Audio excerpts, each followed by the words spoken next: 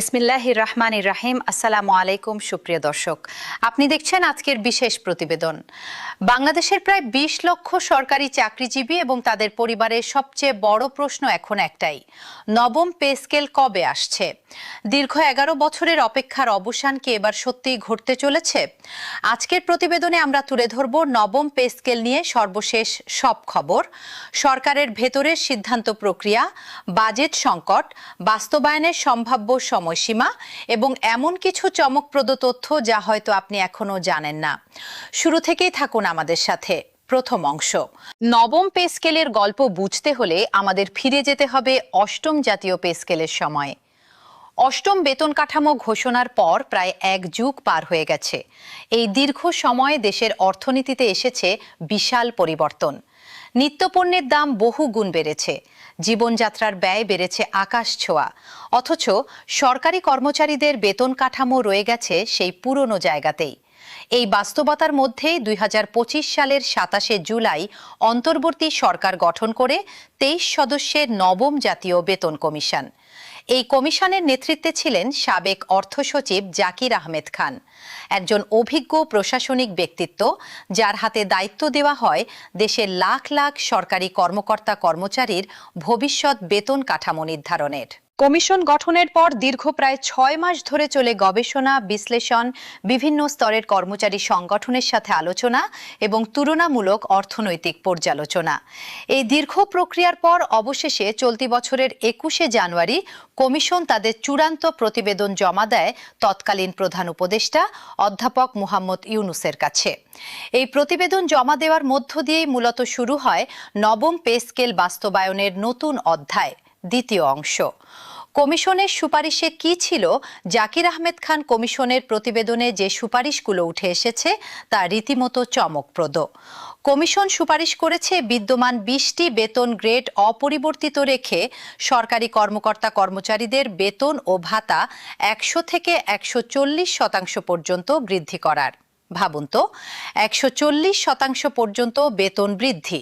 এর অর্থ হল বর্তমান বেতনের প্রায় ২.৫ গুণ পর্যন্ত বেতন পেতে পারেন একজন সরকারি কর্মচারী যদি এই সুপারিশ পূর্ণাঙ্গভাবে বাস্তবায়িত হয়। এছাড়াও বিভিন্ন কর্মচারী সংগঠনের পক্ষ থেকে বারবার যে দাবিগুলো উঠে এসেছে তার মধ্যে রয়েছে অবিলম্বে নবম পে স্কেল ঘোষণা ও গ্যাজেট প্রকাশ করা, অন্তর্বর্তীকালীন ব্যবস্থা হিসেবে ৫০% মহার্ঘ ভাতা প্রদান করা, দীর্ঘদিন বন্ধ থাকা টাইম স্কেল ও সিলেকশন গ্রেড পুনর্বহাল করা এবং পেনশন গ্র্যাচুইটির হার প্রতি ইউনিটে ৫০০ টাকা নির্ধারণ করে শতভাগ পেনশন সুবিধা চালু করা। এই দাবিগুলো নিয়ে সচিবালয়ের ভেতরে এবং বাইরে চলছে ব্যাপক আলোচনা। তৃতীয় অংশ, বাস্তবায়নের পথে বাধা কোথায়? প্রশ্ন উঠতে পারে, প্রতিবেদন তো জমা পড়েছে সেই জানুয়ারি মাসে, তাহলে এত দেরি কেন? উত্তরটা লুকিয়ে আছে অর্থনৈতিক বাস্তবতায়। নতুন পে স্কেল বাস্তবায়নের জন্য প্রাথমিকভাবে প্রয়োজন হবে প্রায় ৪০,০০০ কোটি টাকা, কিন্তু এখানেই লুকিয়ে আছে চমকপ্রদ একটি তথ্য।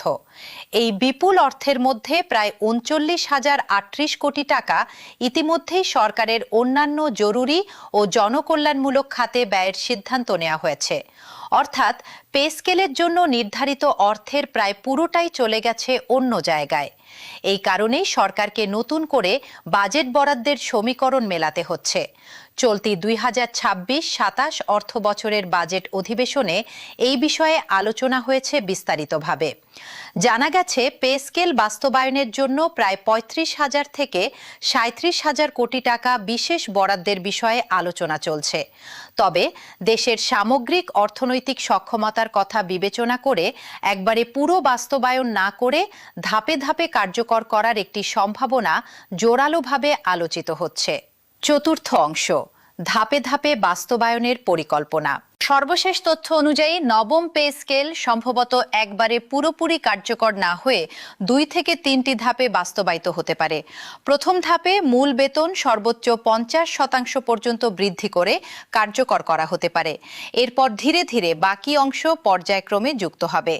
এই ধরনের ধাপে ধাপে বাস্তবায়নের সিদ্ধান্ত মূলত নেওয়া হচ্ছে যাতে সরকারের সামগ্রিক আর্থিক ভারসাম্য বজায় থাকে এবং মূল্যস্ফীতির ওপর অতিরিক্ত চাপ না পড়ে। সম্প্রতি একটি গুরুত্বপূর্ণ খবর সামনে এসেছে যে পে স্কেলের চূড়ান্ত প্রতিবেদনে ইতিমধ্যে স্বাক্ষর সম্পন্ন হয়েছে এবং তা 2 ধাপে বাস্তবায়নের পরিকল্পনা চূড়ান্ত করা হয়েছে। এই খবরটি প্রকাশিত হয়েছে গত 18 আগস্ট, অর্থাৎ একেবারে সাম্প্রতিক সময়ে। এর অর্থ হল দীর্ঘ প্রক্রিয়ার পর অবশেষে নবম পে স্কেল বাস্তবায়ন এখন সবচেয়ে কাছাকাছি অবস্থানে পৌঁছেছে। পঞ্চম অংশ, কমিটির পর কমিটি। নবম পে স্কেল বাস্তবায়নের প্রক্রিয়ায় গঠিত হয়েছে একাধিক কমিটি। প্রথমে সরকারি কর্মচারীদের জন্য নতুন বেতন কাঠামো চূড়ান্ত করতে গত 21শে এপ্রিল মন্ত্রিপরিষদ সচিব নাসিমুল গনিকে সভাপতি করে 10 সদস্যের একটি বিশেষ কমিটি গঠন করা হয়। এই কমিটিতে অন্তর্ভুক্ত ছিলেন প্রধানমন্ত্রীর মুখ্য সচিব, অর্থ সচিব, জনপ্রশাসন সচিব, আইন সচিব এবং প্রতিরক্ষা সচিব সহ সরকারের গুরুত্বপূর্ণ নীতি নির্ধারকরা। এই কমিটির কাজ ছিল কমিশনের সুপারিশগুলো খুঁটিয়ে খুঁটিয়ে যাচাই বাছাই করা। এরপর গত 11 আগস্ট গঠিত হয় আরেকটি 7 সদস্যের উচ্চ পর্যায়ের কমিটি, যার সভাপতির দায়িত্বে রয়েছেন অর্থ ও পরিকল্পনা মন্ত্রী।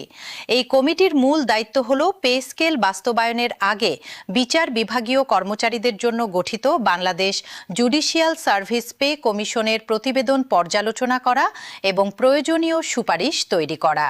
সবচেয়ে সাম্প্রতিক এবং গুরুত্বপূর্ণ খবরটি হল গত 10 আগস্ট মন্ত্রিপরিষদ বিভাগ থেকে একটি প্রজ্ঞাপন জারি করে 5 মন্ত্রীকে নিয়ে একটি বিশেষ কমিটি গঠন করা হয়েছে। এই কমিটিতে রয়েছেন প্রশাসনিক ও আইন বিষয়ক গুরুত্বপূর্ণ ব্যক্তিত্বরা, যার মধ্যে রয়েছেন আইনমন্ত্রী, অর্থ উপদেষ্টা এবং জনপ্রশাসন ও খাদ্য প্রতিমন্ত্রী। প্রজ্ঞাপনে স্পষ্টভাবে বলা হয়েছে কমিটির সভা প্রয়োজন অনুযায়ী অনুষ্ঠিত হবে এবং অর্থ বিভাগ কমিটিকে প্রয়োজনীয় সাচিবিক সহায়তা প্রদান করবে। আর 13 আগস্ট খবর এসেছে পে স্কেল বাস্তবায়নে গঠিত হয়েছে আরও একটি হাই ভোল্টেজ কমিটি, যার নেতৃত্বে রয়েছেন খোদ অর্থমন্ত্রী নিজেই। এত কমিটি গঠনের ঘটনা প্রমাণ করে সরকার বিষয়টিকে কতটা গুরুত্বের সাথে দেখছে। তবে একই সাথে এটাও বোঝা যায় প্রক্রিয়াটি কতটা জটিল এবং বহু স্তর বিশিষ্ট। ষষ্ঠ অংশ, রাজনৈতিক নেতৃত্বের বার্তা। সাম্প্রতিক সময়ে সরকারের শীর্ষ পর্যায় থেকেও এসেছে গুরুত্বপূর্ণ বার্তা। গত 17 আগস্ট সরকারের দায়িত্ব গ্রহণের 180 দিন পূর্তি উপলক্ষে আয়োজিত এক মতবিনিময় সভায় প্রধানমন্ত্রীর একজন উপদেষ্টা পে স্কেল বাস্তবায়ন নিয়ে গুরুত্বপূর্ণ মন্তব্য করেছেন। একই দিনে প্রকাশিত আরেকটি প্রতিবেদনে বলা হয়েছে নবম পে স্কেল যে কোনো সময় ঘোষণা হতে পারে, কারণ পে স্কেল সংক্রান্ত সচিব কমিটি ইতিমধ্যে খসড়া প্রস্তুতির কাজ শেষ পর্যায়ে নিয়ে এসেছে। এছাড়া চলতি বাজেট অধিবেশনে অর্থমন্ত্রী নিজেও স্পষ্ট করে বলেছেন চলতি অর্থবছরের শুরু থেকেই সরকারি চাকরিজীবীদের বেতন বাড়ানোর বিষয়ে সরকার আন্তরিকভাবে কাজ করছে। সপ্তম অংশ, সরকারি চাকরিজীবীদের প্রত্যাশা ও উদ্বেগ। এত দীর্ঘ প্রতীক্ষার পর সরকারি চাকরিজীবীদের মধ্যে যেমন প্রত্যাশা তৈরি হয়েছে, তেমনি রয়েছে কিছুটা উদ্বেগও। একদিকে তারা আশা করছেন বেতন কাঠামোতে বড় ধরনের পরিবর্তন আসবে, যা বর্তমান বাজার পরিস্থিতির সাথে সামঞ্জস্যপূর্ণ হবে। অন্যদিকে তাদের মধ্যে শঙ্কাও কাজ করছে। বেসরকারি খাতের কর্মচারীদের প্রশ্ন। এই আলোচনার মধ্যে একটি গুরুত্বপূর্ণ প্রশ্ন উঠে এসেছে বেসরকারি প্রতিষ্ঠানে কর্মরত কর্মচারীদের কাছ থেকেও।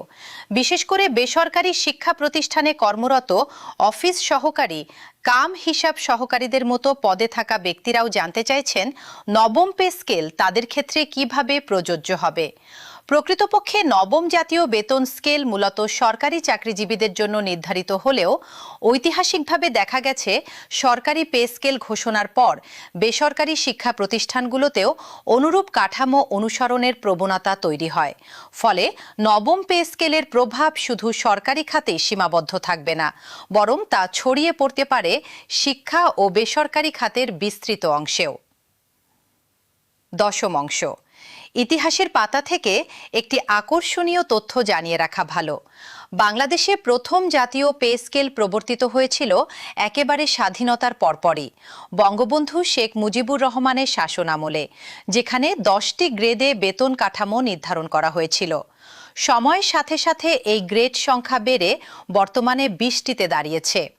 প্রতিটি পে স্কেল ঘোষণার পেছনে থাকে দীর্ঘ রাজনৈতিক ও অর্থনৈতিক আলোচনার ইতিহাস, আর নবম পে স্কেলও তার ব্যতিক্রম নয়। একাদশ অংশ, পেনশন ও অন্যান্য সুবিধা। শুধু মূল বেতন বৃদ্ধি নয়, নবম পে স্কেলের সাথে জড়িয়ে আছে পেনশন ব্যবস্থার সংস্কারও। কর্মচারী সংগঠনগুলোর দাবি অনুযায়ী পেনশন গ্র্যাচুইটির হার প্রতি ইউনিটে ৫০০ টাকা নির্ধারণ করার পাশাপাশি শতভাগ পেনশন সুবিধা প্রবর্তনের কথা বলা হচ্ছে। এছাড়া টাইম স্কেল ও সিলেকশন গ্রেড পুনর্বহালের দাবিও দীর্ঘদিন ধরে আলোচিত হচ্ছে।